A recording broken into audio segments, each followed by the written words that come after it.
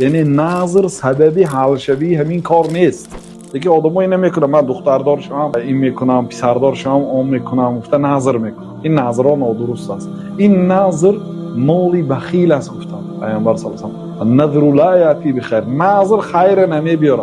یعنی نظر سببی همون آمدن خیر نمیشد، فقط که الله تعالی به همین واسطه پولی آدمی بخیل را میبرارد. یعنی شرط کتی خیر میکنم، اگر به من شفا دهی من فلان قدر خیر میکنم، اگر فلان تجارتم را رود خیر میکنم، اگر این شود بد خیر میکنم. یعنی شرط کتی. این آدمی بخیل است. گفتم پیامبر صلی الله علیه و آله. لیکن فرض کنیم همین کارا کردید، همین شرط موندید، اكو همون حادثه شد، یعنی به مراد رسیدید، بله یوفون بالنذر و یخافون یوما کان شره مستطیرا.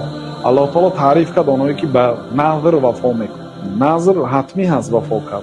وقتی که کارتون که بود شد باید نظر وفا کنید. خب لیکن نظر این خیلی نمیشه. نظر بعدی کار شدن چه به شرط باشه. مثلا الحمدلله حاضر من صحت سلامت هستم، در زندان نیستم، حالی در قید حیات هستم، شل نیستم، کور نیستم، نابینا نیستم، مثلا قرضدار نیستم، خشکامی الله پگاه روزه میدارم، مثلا روز عیدی قربانی میکنم، مثلا این خیلی کند اجازت است به شرط.